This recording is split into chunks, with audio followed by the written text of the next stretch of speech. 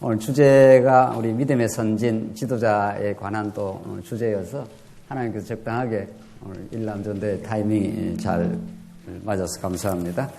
예, 늘 찬송과 감사 넘치길 바랍니다. 우리 하나님 말씀 이제 보시겠습니다. 우리 하나님 말씀 신약성경 마가복음 10장 41절 말씀입니다. 우리 하나님 말씀 마가복음 10장 41절 말씀입니다.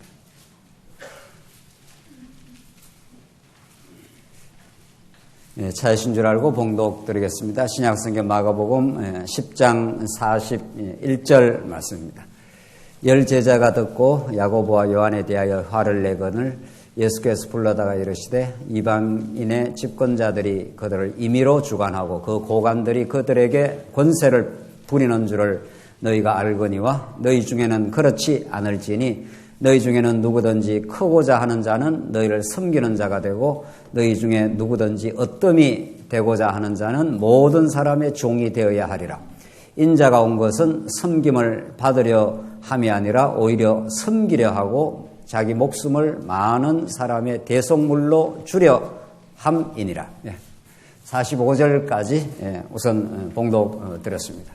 오늘은 지금 작년 연말부터 시작해서 성경적 교회관에 대한 특강을 지금 우리가 오후 시간 나누고 있습니다. 성경적 교회라는 것이 하나님께서 만들어 가시는 이 땅의 최고의 우리에게 주신 선물이고 또 그 자체가 행복한 나라이기 때문에 이것이 하나님이 우리에게 주시는 또 만들어 가시는 하나님의 작품이라 하는 것을 우리는 이 특강을 통해서 확인하고 특별히 한 10대목을 통해서 건강한 교회의 지표들에 대해서 우리가 확인하고 있습니다. 우리가 몸이 안 좋으면은 병원에 가서 어떤 검사를 받거나 하면은 건강한지 건강하지 않는지 이런 것들이 진단이 떨어지고 건강의 지표들이 나오지 않습니까? 뭐 맥박이 얼마 뛴다라든가 뭐 심장 뭐 어떻다라든가 뭐 이런 지표들이 있으면 몸이 대체로 건강하다. 또 그렇지 않으면 몸이 어려움이 있다. 이런 것을 알듯이 우리가 한 10대목으로 우리가 확인한 내용들 하나하나가 하나님께서 이 시대에 또 오고 오는 시대에 하나님이 세워가실 건강하고 성경적인 교회의 지표들을 쭉 열거를 했습니다. 역사적 안목이 있는 교회. 그러니까 과거의 역사에 대해서 점점 무지하다든가 기독교 교회사가 어떻게 흘러와서 오늘 우리가 이 자리에 있다라든가 이런 역사적인 안목이 없으면 그냥 아무렇게나 교회가 어떤 방향성이 없이 가게 되겠죠. 그래서 역사적 안목이라는 게 매우 중요하다. 두 번째, 확고한 성경적 신학적 기준이 있는 교회.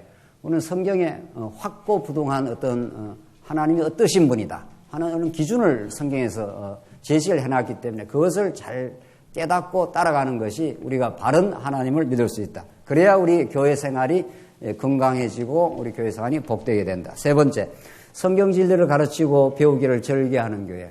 하나님의 말씀인 성경을 무엇보다도 사랑하고 또 배우는 걸 즐거워하고 또 전하는 것을 절개하는 그런 교회가 우리 건강한 교회의 지표가 될 수 있겠죠. 네 번째, 더불어 성장하고 피차 훈련을 받는 교회. 그러니까 함께 성장을 추구하고 또 우리가 때로는 부대끼기도 하고 때로는 훈련받기도 하는 곳이 가정이고 교회라는 겁니다. 그런 것들을 우리가 잘 이해할 때 우리는 하나님의 신기하고 놀라운 섭리를 우리는 확인할 수 있다. 다섯 번째, 자신을 깊이 이해하고 다른 지체도 이해하는 교회. 우리는 하나님을 바르게 안다 하는 것이 어디에서 증명이 되느냐 하는 거죠. 하나님을 안다는 것이 때로는 좀 막연할 수도 있습니다. 뭐 하나님 전능하시고 하나님 사랑하시고 우리를 이렇게 우리 성경을 통해서 우리 확인해 가는데 그 구체적인 증명의 포인트가 있다는 건데 그건 바로 자기를 잘 아는 겁니다. 하나님 우리를 통치하시고 우리를 지으시고 우리를 때로는 불순종 가운데 가두어 두셨지만 우리를 끝까지 계속해 주시고 하나님의 자녀로 살게 하시는 그런 하나님에 대해서 바르게 알면 자기에 대한 정확한 이해를 하게 되죠. 자기에 대한 정확한 이해를 하면 우리 타인, 다른 지체가 실수할 때라든가 다른 지체가 어렵게 살아갈 때라든가 다른 지체가 방황할 때라든가 그걸 함부로 평가하고 정죄하는 것이 아니라 하나님이 붙들어 주기를 바라는 그래서 다른 지체를 깊이 이해하게도 된다는 겁니다. 여섯 번째, 신앙 양심의 자유를 누리되 거룩한 질서가 있는 교회. 우리는 하나님이 우리 모두에게 주신 신앙 양심을 아무도 이러라 저러라 할 권한이 없는 사람들입니다. 하나님만 우리에게 명령하시고 하나님만 우리에게 어떤 일을 인도해 가시는 분이지 우리가 이러라 저러라 명령할 수 있는 권한은 없다는 겁니다. 그래서 우리는 하나님이 주신 그 존엄한 자유를 우리는 가지고 있습니다. 이 교회에 무조건 와야 된다, 안 오면 안 된다, 이런 협박을 가하거나 위협을 가할 사람이 아무도 없다는 겁니다. 하나님 뜻 안에서 우리는 자유롭게 이 교회를 나오게 되었고 하나님의 섭리 가운데 그렇게 우리 신앙생활을 하고 있습니다. 반드시 집사를 해야 된다, 반드시 연보를 하지 않으면 안 된다, 이렇게 명령할 사람이 아무도 없다는 겁니다. 그럼에도 불구하고 또 거룩한 질서가 있다. 하나님께서 우리를 자꾸 성장을 시켜가면은 성장된 만큼 아름다운 질서를 하나님께서 만들어내신다. 7번째, 신령한 교회를 바라보되 지역교회를 중시하는 교회. 교회는 우리가 육신의 몸으로 오늘 우리 만난 이것만 교회는 아닌 거죠. 온 우주에 하나뿐인 보편적 교회가 있습니다, 이미. 그럼에도 또 불구하고 우리가 몸을 가지고 있기 때문에 오늘 우리 장안중앙교회, 뭐 순천에 있는 어느 교회, 이런 또 지역교회가 너무도 소중합니다. 그래서 항상 몸이 건강하다는 것은 균형 감각이 있는 거니까 신령한 교회도 중요하지만 우리가 몸을 담고 있는 이 지역교회가 또 얼마나 소중하고 좋은 하나님의 나라의 모형이고 또 때로는 훈련도 받고 때로는 지지해주고 격려해주고 위로해주는 그런 곳이 지역교회입니다. 그래서 우리는 이 지역교회를 하나님의 선물로 최고의 하나님의 섭리로 이렇게 받아들이게 되는 거죠. 그래서 이런 그 균형 감각이 필요합니다. 8번째, 자유롭게 논의하되 회의 결과를 존중하는 교회. 우리는 오늘도 교인총회를 했습니다만은 누구라도 질문할 수 있고 그 질문을 함부로 우리가 제재를 할 수가 없습니다. 뭐 이제 시간 관계상 여러 가지 이제 질서는 필요하긴 하지만 누구라도 성도님들이 질문할 수 있어야 되고 누구라도 또 부족한 어떤 문제 제기를 할 수 있어야 되는 겁니다. 그것이 함부로 제어되거나 그것을 억압될 수는 없습니다. 그래서 우리 교인총회도 성도님들 전체 이걸 가시게 받아들이겠습니까? 아니면 질문이 있습니까? 이렇게 자꾸 그런 기회를 주는 거죠. 그래서 자유롭게 우리는 문제 제기하고 논의하고 좀 부족해도 이야기할 수 있는 자유로운 풍토. 그렇게 하되 회의가 어떤 결과가 끝나게 되면은 어떤 일정 기간 토론을 거친다든가 끝나게 되면은 그 회의 결과에 대해서는 하나님께서 이 시점에 우리의 믿음의 분량 따라서 하나님께서 이렇게 결정 내려주셨다고 우리가 받아들이는 거죠. 이것도 굉장히 중요한 부분이죠. 그래서 그렇게 되면은 또 그 회의 결과란 건 절대적인 하나님의 말씀이 아니기 때문에 언제든지 수정 가능합니다. 보완 가능합니다. 또 그래야 되겠죠. 그래서 어떤 결과가 일어났을 때라도 또 더 좋은 의견, 더 좋은 논의를 거치면 다음 기회에 언제든지 또 수정 보완할 수 있어요. 이렇게 하나님의 교회는 하나님의 머리 대신 그리스도의 지체로 유기체적으로 우리가 만났기 때문에 아주 유연하고 그러나 아주 방향성이 분명한 이런 하나님의 나라의 특징을 가지고 있습니다. 오늘은 이제 이런 모든 특징들을 가지고 있는 교회가 이제 모둠사를 하게 됩니다. 그리고 이제 모여 살지 않습니까? 우리가. 그러면 예수 그리스도를 머리로 해서 성도들이 이제 모여 삽니다. 우리 이제 이렇게 좀 그림을 그리자면은 이렇게 예수 믿기 전에 거꾸로 어둠의 세력 가운데 살았다가 사랑의 아들의 나라로 예수 그리스도 안에서 옮겨졌습니다. 그래서 우리는 예수 그리스도의 장성한 분량 안에서 전진 중이고 그 전진 중에 먼저 말씀을 깨닫고 먼저 신앙생활을 하고 우리 교회도 먼저 이렇게 오랫동안 신앙생활을 하시면서 교회를 섬겨온 믿음의 선진이 있지 않습니까? 당연히 그 교회는 믿음의 선진이 있고 뒤따라가는 믿음의 후진이 있게 됩니다. 이런 모둠살이를 하나님께서 하게 하시고 이제 믿음의 선진하는 걸 우리는 교회에서 지도자 이렇게 그 뭐 같은 맥락입니다. 지도자라 불러도 좋고 뭐 믿음의 선진이라 해도 좋고 성경의 표현대로 뭐 하나님이 세우시는 일꾼이라 해도 좋고 이렇게 해서 우리가 모둠사를 하게 되어 있습니다. 그러니까 우리 교회에는 어떤 같은 사안에 대해서도 믿음의 선진이 이렇게 보는 해석이 있고 이제 예수를 믿어서 교회 찾아온 분이 이제 이 어떤 동일한 사안을 볼 수가 있는 거죠. 거기에 다소간의 그 보는 안목의 차이가 있습니다. 안목의 차이가. 그 안목의 차이가 있는 것이 또 정상이고 안목의 차이가 있기 때문에 또 그 안에서 좋은 교육도 일어납니다. 그렇지 않습니까?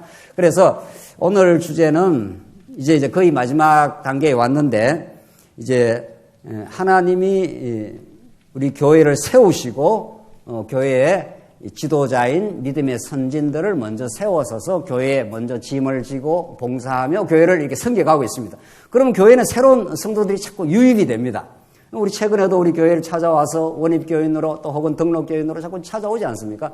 그런 성도들과 어떤 조화를 이루며 살 것이냐, 이 문제가 늘 있는 겁니다. 우리 가정에도 마찬가지고 이 문제를 어떻게 우리가 성경적으로 잘 이해하느냐는 우리 교회가 아주 건강하게 성장하는 데 아주 중요합니다. 첫째, 문제 제기를 하겠습니다. 이 페이지에 왜 그리스도가 통치하는 교회의 지도자 혹은 믿음의 선진을 세우시는가? 이런 거죠. 그리스도가 다 통치를 한다면서요. 그리스도가 절대적인 주권을 가지고 우리 각 사람에게 하나님의 말씀을 깨닫게 하고 지금도 우리 오늘 이렇게 모이신 모든 성도님의 마음에 거하시고 마음에 깨달음을 주시고 지금 통치하고 계십니다. 그러면 그리스도가 통치하는 대로 우리 따라가면 되는 거지. 이게 이제 무교회주의자들은 교회의 제도, 교회의 어떤 지도자, 교회의 직분 이런 게 굉장히 저항감이 있습니다. 그래서 꼭 교회에 어떤 이런 일꾼을 세워야 되느냐. 장로를 세우고 권사를 세우고 목사가 있어야 되고 하느냐. 우리 다 형제 자매 아니냐. 우리는 틀림없이 형제 자매입니다. 또 그 굉장히 중요한 성경의 표현입니다. 우리는 다 오늘 신령한 가족으로 이렇게 만난 거죠. 그래서 우리 그리스도의 피의 공로를 가지고 있는 우리가 진짜 한 가족입니다. 우리는 다 한 가족이란 말이죠. 그런데 왜 교회에서 그런 지도자 혹은 믿음의 선진을 세워서 하나님의 교회를 섬길 수 있도록 하시느냐. 이게 굉장히 중요한 부분이죠. 또 두 번째, 교회의 약한 성도란 어떤 의미를 가지고 교회에서 약한 성도란 성경의 표현이 그대로 나옵니다. 로마서 이제 확인하겠는데 믿음이 약한 성도들에게는 이러하게 하도록 하라. 이렇게 사도 바울이 이제 권면을 합니다. 이때 약하다는 말이 어떤 거냐 말이죠. 세상에서 약하다는 말과 세상에서 강하다는 말과 성경에서 말하는 건 또 다릅니다. 그걸 우리가 하나하나 확인하겠습니다. 그래서 마지막으로 정말 이렇게 더불어 우리는 믿음이 강한 믿음의 선진도 있고 믿음이 이제 시작한 약한 성도도 있는데 이 모두가 어우러져 살아가는 교회라고 그럽니다. 이런 교회의 존재 의미는 무엇인가? 하나님께서 왜 이런 서로 믿음의 분량의 차이가 있는 이런 성도들과 어우러 살아가게 하느냐? 그 이유를 우리 밝혀가겠습니다. 두 번째, 세속 조직과 교회의 신령한 조직에 결정적이고 질적 차이가 있습니다. 이미 예수님께서도 밝힌 바 된 거예요. 세속 조직은 강자가 약자를 지배하는 구조입니다. 이건 너무도 자명한 거죠. 세상은. 그래서 모든 타락한 우리 인간들은 세상 속에서 힘을 가지기를 원합니다. 물질의 힘, 권력의 힘, 명예의 힘, 이 모든 세상이 힘을 숭상하고 힘을 추구합니다. 그걸 너무도 멋들어지게 철학적으로 잘 표현한 사람이 니체입니다. 권력 의지를 가지라. 이제 바보처럼 비굴하게 살지 말라. 약하게 살지 말라. 이래서 현대인들이 그냥 열광을 하는 겁니다. 모든 사람들은 자기를 열광하게 하는 뭔가 종교적 신념이 필요합니다. 여러분과 저를 열광하게 하는 이 종교적 가르침은 뭡니까? 이건 오직 성경이고 오직 예수 그리스도가 우리를 열광하게 하고 그게 우리의 전 인생과 전 가치가 매여 있는 거죠. 그러나 예수 그리스도를 모르는 사람들도 뭔가 종교적 신념, 종교적 가치, 궁극적 가치를 원합니다. 그러니까 니체가 그걸 잘 부추겨 준 거죠. 신이 될 수 있어, 너는. 신은 죽었어. 우리를 통치하거나 우리를 다스리는 신은 죽었기 때문에 우리가 신 앞에 비굴하게 살 일이 없어. 힘을 가지도록 해. 이런 말이죠. 권력 의지를 가지고 살아. 이렇게 니체가 강조했고 온 세상이 그걸 열광하고 있습니다. 그건 니체만 그런 게 아니고 아담 타락 이후 모든 인간이 그런 길을 간 거죠. 그러나 기독교에 들어오면, 우리 교회 안에 들어오면은 교회 조직은 강자가 약자를 섬기는 조직입니다. 그래서 성경에서 가르치는 복음 진리는 세상에서 많은 사람들이 열광하고 따르고 그것이 진리라고 믿는 것하고 정반대의 길입니다. 오늘 예수님의 가르침을 보십시오. 오늘 본문 말씀 마가복음 10장 41절 앞에는 우리 다 읽으니 너무 기니까 제일 마지막 단락 가운데 세 번째 단락 다시 읽겠습니다. 열 제자가 듣고 야고보와 요한에 대하여 화를 내거는, 이 화를 내는 이유가 있습니다. 예수께서 불러다가 이르시되 이방인의 집권자들이 그들을 임의로 주관하고 그 고관들이 그들에게 권세를 부리는 줄 너희가 알거니와. 이게 세상 조직입니다. 제3종교는 반드시 힘을 추구하고 힘을 획득한 사람이 힘이 없는 사람에게 권세를 부리게 되어 있습니다. 너희 중에는 그렇지 않을지니 너희 중에는 누구든지 크고자 하는 자는 너희를 섬기는 자가 되고 너희 중에 누구든지 어뜸이 되고자 하는 자는 모든 사람의 종이 되어야 하리라. 이건 이건 누가 가르친 게 아니라 예수님이 직접적으로 이렇게 설명을 하고 있는 부분 아닙니까? 그래서 인자가 내가 온 것은 예수가 이 땅에 찾아온 것은 섬김을 받으려 함이 아니라 도리어 섬기려 하고 자기 목숨을 많은 사람에게 대속물로 주려 함이니라. 이게 마가복음에 하늘 아버지가 이 땅에 낮은 신분으로 낮아지셨다는 그런 마가복음의 메시지 신분으로서 얼마나 높고 위대하신 하나님의 아들, 하나님과 동등 권세를 가지신 그분, 이런 말이죠. 그분이 이 땅에 찾아오셔서 베들레헴에서 말구에 태어나시고 인간의 죄악의 몸을 입으시고 가장 낮아지신 신분으로 오셨다. 이게 마가복음의 주제입니다. 이게 그 낮은 분을 다시 하나님께서 높이신다. 이게 마가복음인데 이게 얼마나 세상에서 가르치는 가르침과 다른 그 내용이냐는 거죠. 우리가 늘 자주 이게 듣는 말씀이지만 이건 굉장히 아주 극적입니다. 이런 말씀은 세상은 모두 힘을 가지려고 하고 더 높이, 더 많이 그렇게 힘을 추구하는데 모든 힘을 다 가지신 그분이 가장 낮은 곳에 낙차가 크게 떨어졌습니다.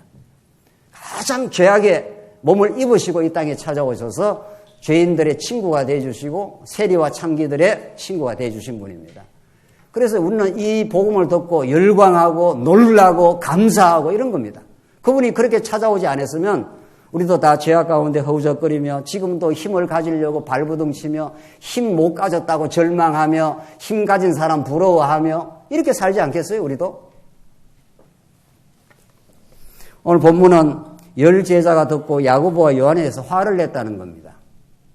그러니까 10제자가 그 앞에 세베대의 아들 야고보와 요한이 예수님 이제 왕으로 오셨는데 누가 왼자리 오른자리 앉습니까? 이렇게 물었지 않습니까? 예수님이 너희들 지금 너가 원하는 게 뭔지도 몰라. 너희들은 너희들 자신이 뭐를 추구해야 되는지도 지금 몰라.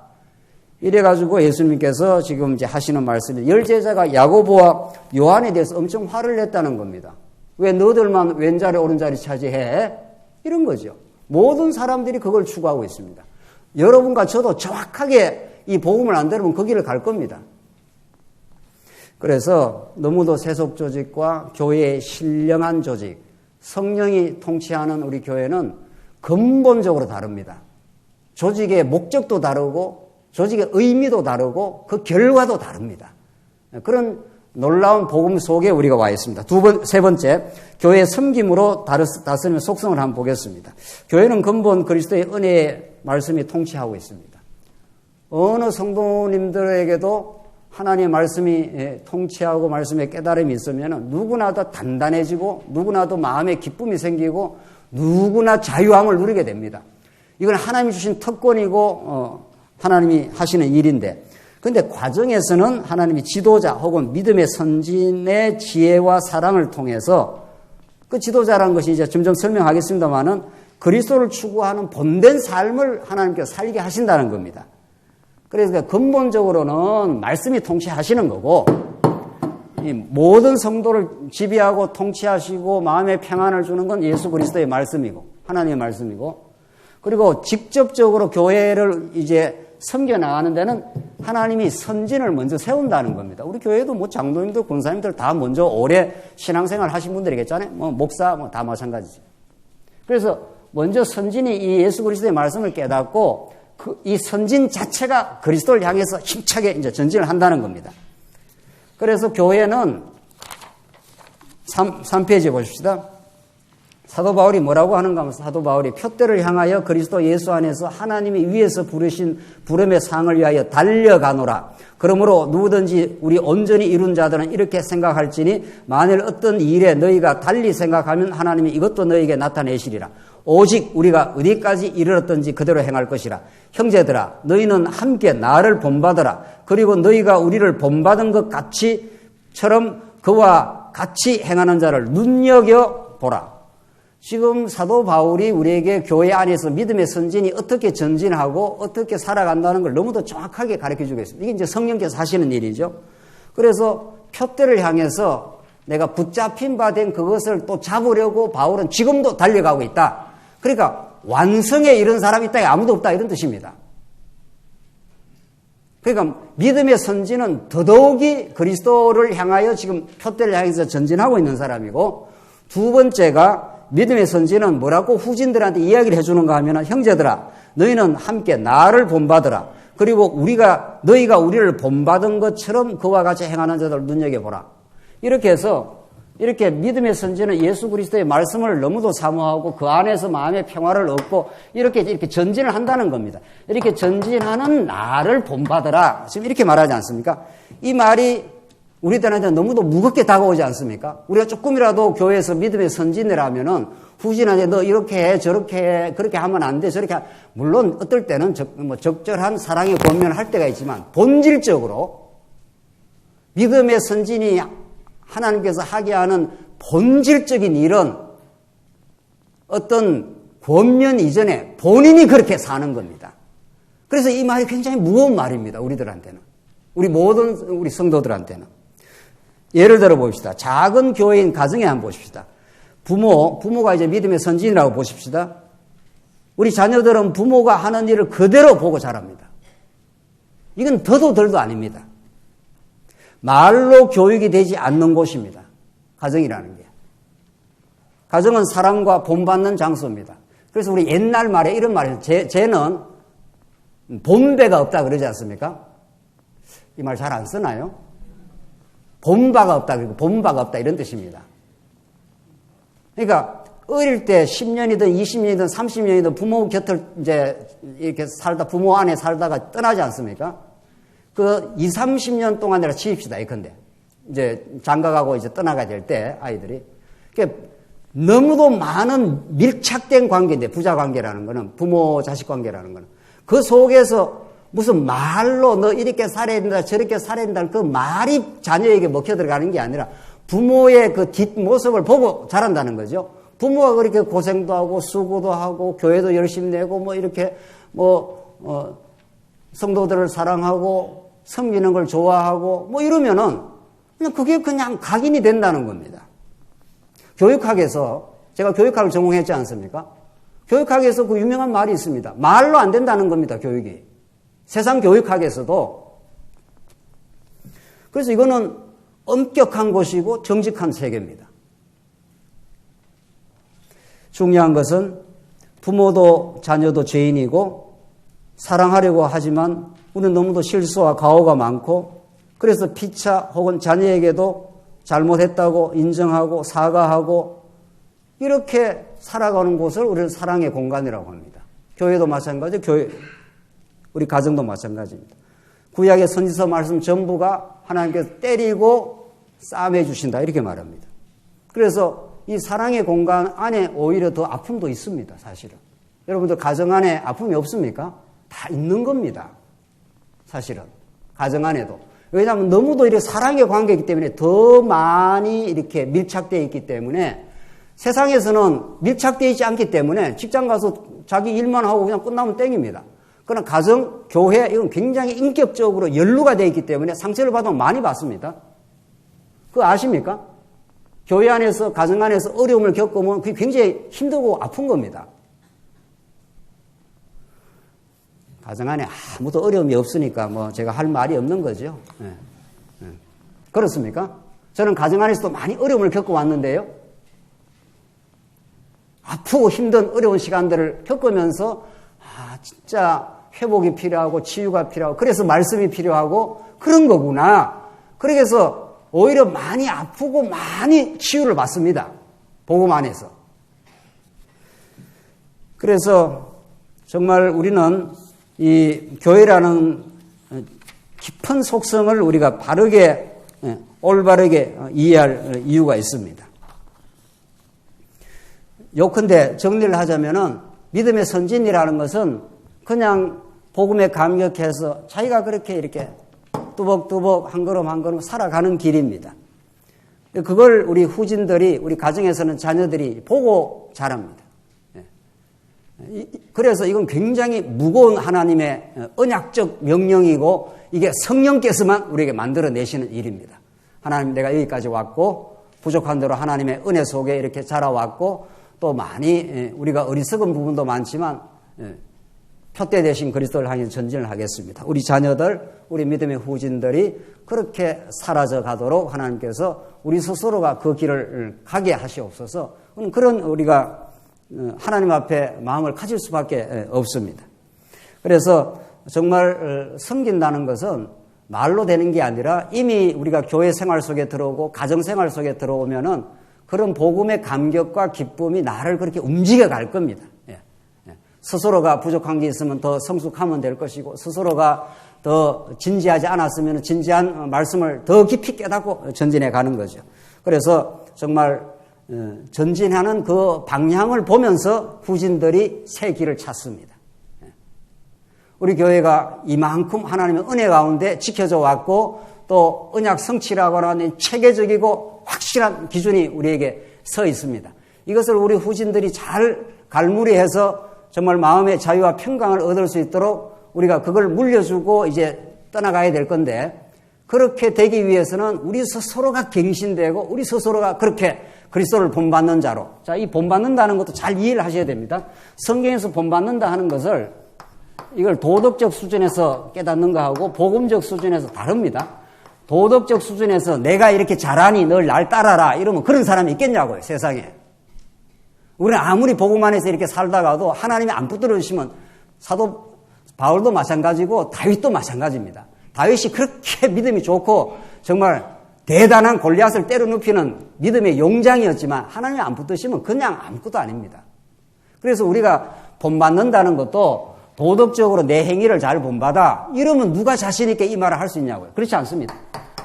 성경에서 말하는 본받음이라는 것은 전혀 다릅니다. 내가 얼마나 뼈저린 죄인이고 내가 예수 안에서만 설 수 있고 예수의 방향이 나의 전진의 방향이라고 이렇게 강렬하게 예수를 따라가는 그걸 본받으라 이런 뜻입니다.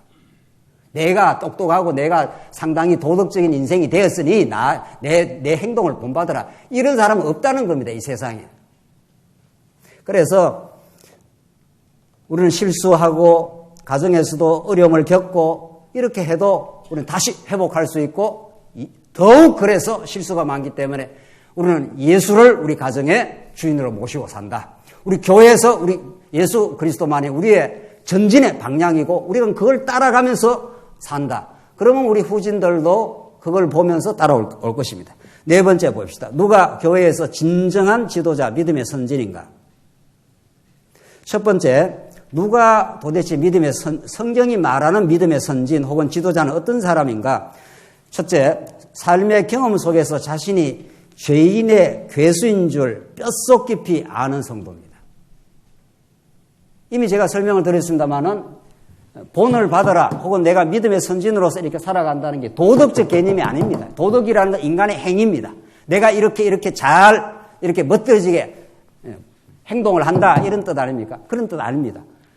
복음적인 본이기 때문에 내가 그리스도를 너무도 사랑하고 그리스도가 하면 나는 살 수가 없고 그리스도의 지체인 교회를 나는 떠날 수가 없고 이런 그 강렬한 복음에 대한 강렬한 그 깨달음과 자기가 얼마나 부족한 인생 사도 바울의 표현대로 말하면 죄인 중에 괴수 이걸 뼛속 깊이 깨달은 사람입니다. 그걸 뼛속 깊이 깨달으면은 그리스도의 은혜로만 살게 됩니다. 어떤 것도 내 인생의 근거가 되질 않습니다. 물질, 학력, 무슨 연륜 이런 것들이 내 인생의 궁극적 근거가 되질 않습니다. 하나님을 진심으로 경외하고 진심으로 사랑하는 성도입니다. 그래서 진정한 지혜가 점점 우리에게 누적이 될 것입니다. 하나님을 경외하는 것이 지혜의 근본이라 했기 때문에 우리는 살아가면서 내 자신을 믿을 만한 그런 존재가 아니구나. 내 자신이 그렇게 신실하거나 내 자신이 그렇게 대단한 존재구나. 내 자신이 남과 비교해서 더 나은 것이 있다고 우월감을 가질 수 있는 그런 존재가 아니구나를 깨닫게 됩니다. 우리가 삶을 자꾸 살아보면은. 그래서 예수뿐인 거라는 거예요. 그래서 우리 종교개혁자들이 그렇게 또 오직 외치는 게 그런 겁니다. 우리는 종교개혁자들의 그 슬로건, 오직 예수, 오직 은혜, 오직 믿음, 이런 말들이 우리한테도 정말 와닿는 말씀입니다. 그 사람들이 언약 설치의 큰 틀을 몰랐을 뿐이지, 그 사람들이 구속이라는 성경의 그 중요한 주제 중에 하나인데, 그거 깨닫고도 오직이라는 말이 그렇게 많이 했습니다. 그래서 정말 교회 안에서 진정한 믿음의 선지는 자기의 연약성을 깊이 알고 내가 약할 때 그리스도가 강하다고 하는 이 놀라운 신앙의 세계의 맛을 본 사람입니다. 그래서 예수를 너무도 사랑하고 하나님을 사랑하기 때문에 교회를 사랑하게 됩니다. 교회가 불완전하지 교회가 완전한 교회가 세상에 어디 있습니까? 우리 장안조항교회 이런저런 흠집이 있고 문제가 있어. 맞습니다. 그래서 우리 모두가 예수가 그렇게 소망스럽고 예수가 필요한 우리 교회입니다. 그래서 이 불완전한 교회를 우리가 사랑하는 거지 완전한 교회를 찾을 수도 없고 이 땅에 그래서 더 전진할 수가 있는 겁니다. 그래서 이런 지도자는 세상의 지도자와는 전혀 다른 길입니다. 세상의 지도자는 자기의 지식, 자기의 도덕성 뭐 이런 것들을 강조하고 내놓으라 하고 그래서 대통령도 되고 그래서 국무총리도 되고 대단한 뭐 지위도 올라가고 하지만 하나님께서는 사도 바울 상당히 굉장히 공부 많이 했습니다. 사도 바울처럼 굉장히 헬라 철학을 능통했던 사람이고 상당히 많이 했습니다. 그러나 하나님 그런 사람을 안 씁니다. 바울을 완전히 거꾸로 틀리고 자기가 죄인 중에 계수임을 고백하게 만들고 쓰십니다. 그래야 하나님의 영광만 드러날 거 아닙니까? 지 잘나서 그렇게 대단한 이방인의 사도가 된 게 아니라 내가 만삭되지 못한 인생이라고 그러지 않습니까? 만삭되지 못했다는 게 내가 형편없는 인생이다 이런 뜻입니다. 보잘것없는 인생이다. 하나님이 필요하니까 로마 시민권도 갖추어 놨을 뿐이고 하나님이 필요하니까 율법을 그렇게 많이 공부를 하게 했을 뿐입니다. 그게 바울의 어떤 정체성이 아니고 바울의 유일한 정체성은 예수를 사랑하는 것 그거밖에 없습니다. 그래서 바울이 가는 곳곳마다 십자가만을 내가 자랑하겠다. 내가 예수 그리스도만을 자랑하겠다. 그 말뿐입니다. 사도 바울에게는. 그 외에는 내가 알기로 작정 안 했다. 이렇게 나옵니다. 바울은. 고린도전서에서 그렇게 지식들이 많고 고린도 교회가 그 헬라 철학이 아주 융성했던 아주 번창한 도시입니다. 그러니까 다 똑똑한 거예요. 고린도 교회 성도들이 다 똑똑해. 이 바울은 내가 예수 그리스도와 십자가에 못 박힌 예수 그리스도 외에는 아예 알지를 않겠다 이렇게 했습니다. 그런 것들이 생명을 살리는데 아무 도움이 안 된다 이런 뜻입니다. 그 찬란한 플라톤, 소크라테스 어쩌고 저쩌고 하는 그 학문적인 지식이 생명을 살리고 우리의 마음에 평안을 주는 데는 아무 유익이 없다. 그래서 내가 예수 그리스도 아는 지식을 가장 고상하게 생각을 한다.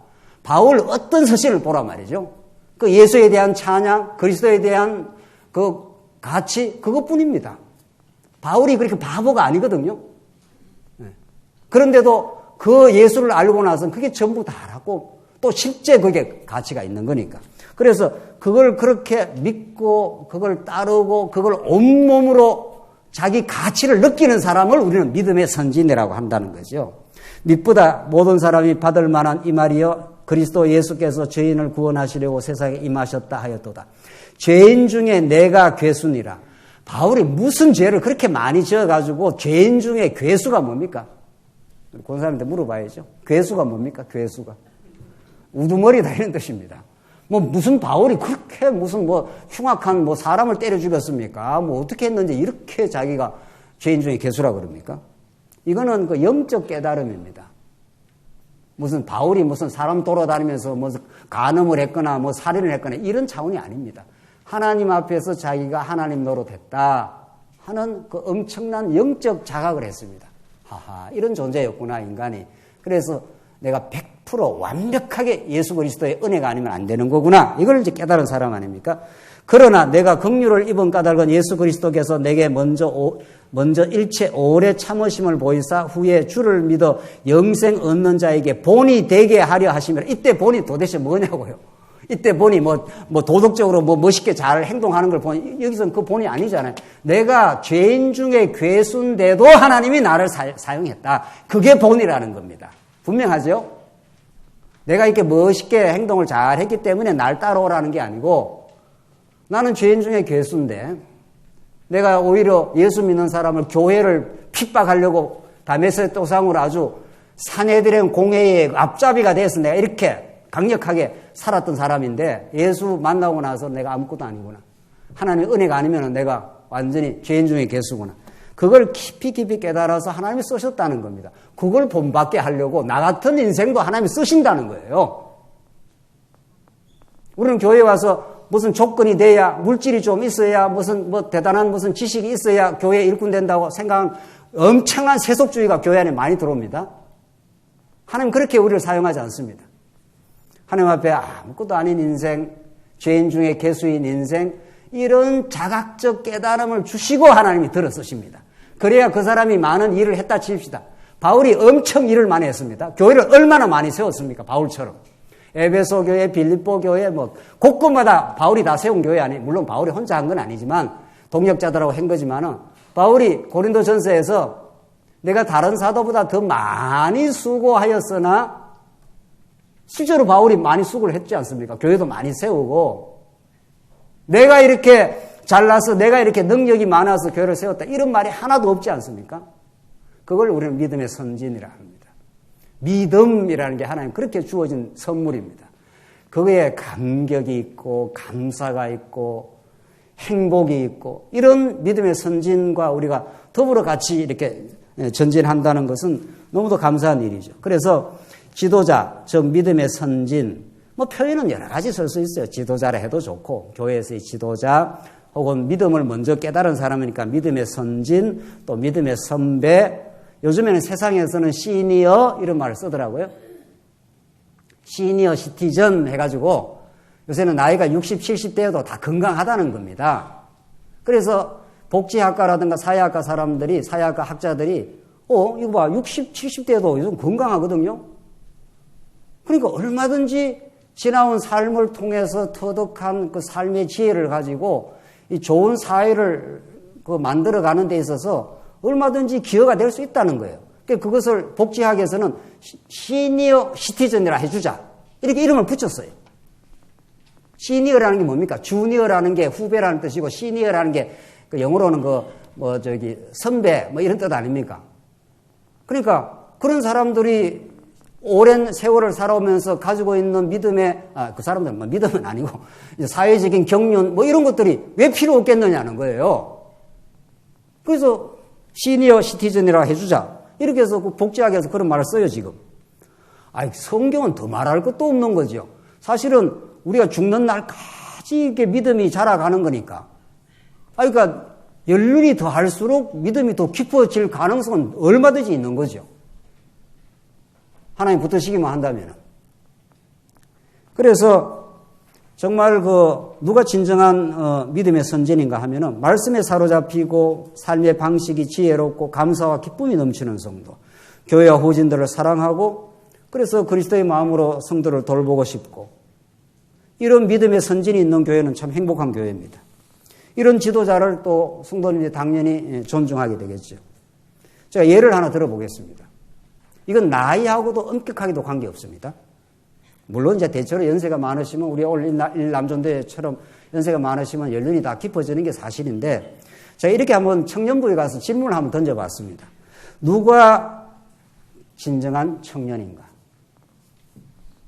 오늘 보통 청년은 그냥 생물학적 나이로 한 몇 살까지가 청년입니까?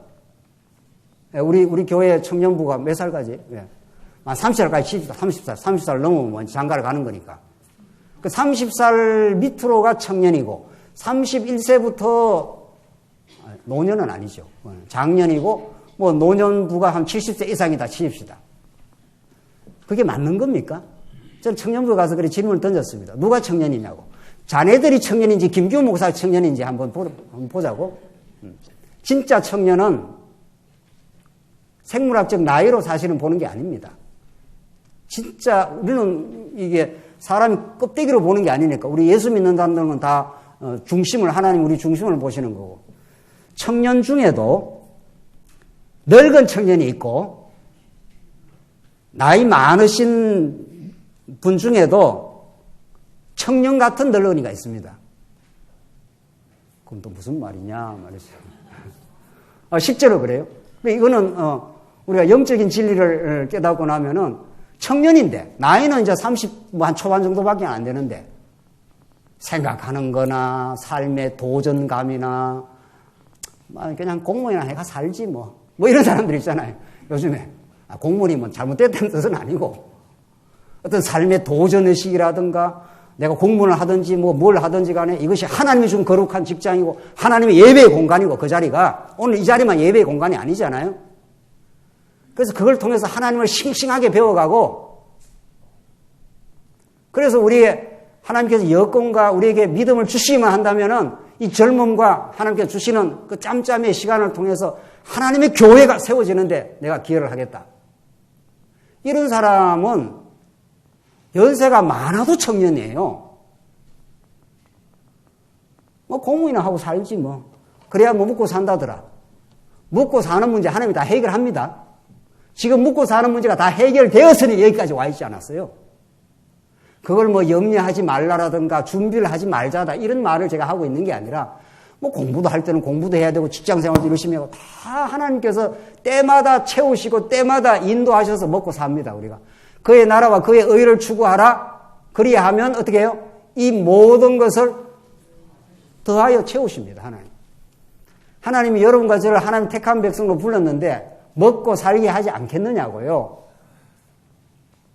그래서 이 신앙을 우리 갖게 되면은 정말 일하지 않으려면은 먹지도 말라. 바울이 아주 강력합니다. 그러니까 우리가 돈 벌이는 어느 권사님이 그러시는데 돈 벌이는 굉장히 중요합니다.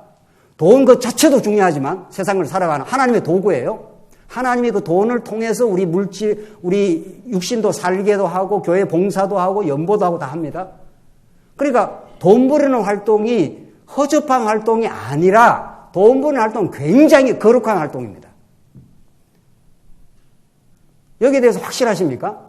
교회에 와서 교회 봉사도 거룩한 활동이지만 하나님의 영광과 하나님이 주신 직장에서 열심히 일하고 수고하는 거 아주 아름다운 일입니다. 그래서 진짜 청년은, 진짜 신앙적 청년은 말이죠. 나이와 상관없이 그 사람이 나이가 10대든 50대든 70대든 나이와 상관없이 하나님의 인도하심을 느끼고 마음이 싱싱하고 하나님으로 감사와 기쁨이 있고 그래서 여건만 되면 봉사하려고 하고 그런 싱싱한 늙은이가 있는 겁니다. 청년 같은 늙은이도 있는 겁니다. 거꾸로 말하면은 나이는 지금 30대 40대밖에 안 되는데 다 늙었어 벌써. 패기도 없고 세상에 지쳐 있고 그저 세상에서 눈치 보고 살아가고 그런다면 그게 청년이 아니에요. 근데 청년부 가서 그렇게 도전을 한 거죠. 자네들 지금 청년이지만은 누가 청년인지는 대봐야 알아. 진짜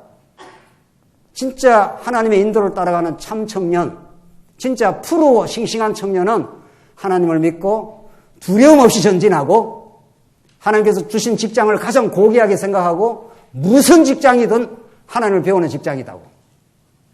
이렇게 한 그런 청년이 진짜 말씀 운동 청년인 거죠. 우리는 그런 패기 있고 신앙적으로 그리고 하나님을 의지하여 살아가는 참 청년. 그래서 우리 연세 많은 우리 장로님들도 얼마든지 청년일 수 있는 거죠.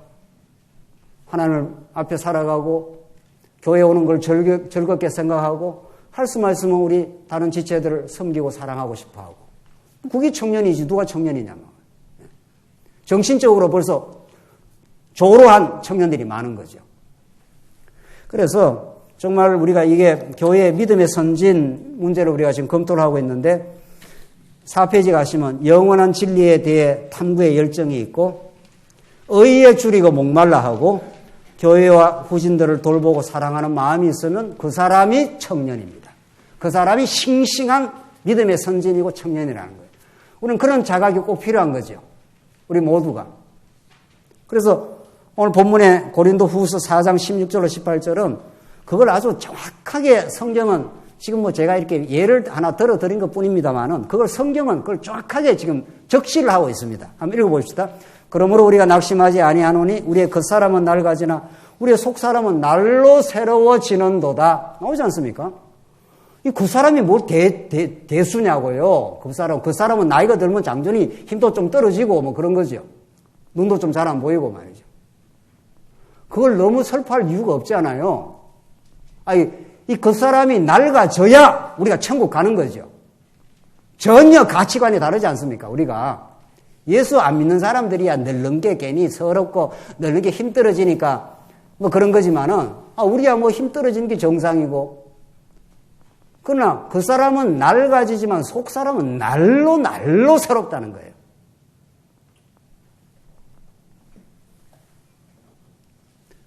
그래서 우리는 진짜 예수 안에 있는 사람은 싱싱한 청년으로 살다 죽는 겁니다. 제대로 복음을 깨달으면은 나이가 무슨 그렇게 중요한 변수냐 말이죠.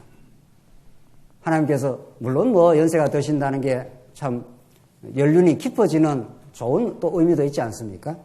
그걸 우리가 받아들이되 오늘 본문의 말씀이 가르쳐 주는 대로 우리가 주목하는 것은 보이는 것이 아니요 보이지 않는 것이니 보이는 것은 잠깐이요 보이지 않는 것은 영원함이라. 이런 영원을 마음에 품고 영생의 말씀을 누리면서 그렇게 우리가 하나님께서 우리를 인도를 하시면 너무도 감격스럽고 참 하늘의 평안을 누리면서 우리는 살아갈 수 있겠죠. 이런 우리 믿음의 선진들이 우리 장안조항교회에 뭐 지금도 있다고 저는 생각을 하고, 또 앞으로 더 후진들도 그런 믿음의 선진의 발자취를 쫓아서 전진하노라면은 이 시대의 대안적인 교회가 되어서 우리 성경의 진리를 확고하게 붙들고 또 그렇게 우리 스스로가 살아가고 진지한 동력을 이루어 가다 보면은 하나님께서 우리 교회를 통해서 하나님 일을 하시리라고 보여요. 마지막으로 5번째, 약한 성도 지체는 어떤 자를 약하다 하느냐. 우리 약하니까 그저 별 볼 일 없고 힘없다 이런 뜻이 아니라 사랑과 섬김을 받으며 성장 과정에 있는 성도입니다. 그 사람도 세월이 가고 하나님 붙들어 주시면은 그 사람이 나중에 다 믿음의 선진이 되고 지도자가 됩니다. 우리 지금 청년들 얘기 있지 않습니까? 청년들 약하다고 꼭 볼 것도 아니라 아직은 좀 나이가 젊고 신앙 연륜이 짧으니 우리가 가이드도 해주고 지도도 해주고 우리가 먼저 그렇게 살아감으로 하지만 그 사람들도 세월이 가면은 당당한 이 교회의 일꾼이 될 거고 당당한 하나님의 사람으로 그렇게 자라겠죠. 우리 가정을 생각하면 너무 분명합니다. 사랑의 가정은 약한 자녀, 손주들이 섬김을 받는 곳입니다. 이거 할아버지 많이 계시지 않습니까? 할아버지, 할머니도. 손주들 태어나면 그렇게 좋다면서요? 손주를 한번 봐야 되겠는데 말이죠. 정신을 못 차린다는 거예요. 모든 걸 다 해주고 싶다는 거예요. 그걸 생각하면은 교회는 너무도 자명하게 나타납니다. 왜? 아들이 사랑의 대상인데 사랑하는 아들놈이 또 낳은 아들이니까 이게 사랑이 꽃배기가 되는 거죠. 여기 지금 청년들, 우리 같은 사람들은 잘 모르죠. 네. 사랑의 대상이 이렇게 배가가 되는 거니까 그렇게 좋답니다. 교회도 마찬가지로 믿음이 약한 성도들이 섬김을 받는 곳이고 또 약한 성도도 언젠가는 성장하여 다른 지체를 강력하게 도와줄 수 있을 겁니다. 지금 약하다고 언제나 약한 것도 아닌 거죠. 예. 우리 청년들, 우리 40대, 30대, 40대 금방 세월이 지나가면 그들도 50대가 되고 60대가 되어서 교회의 든든한 일꾼으로 서 있을 겁니다.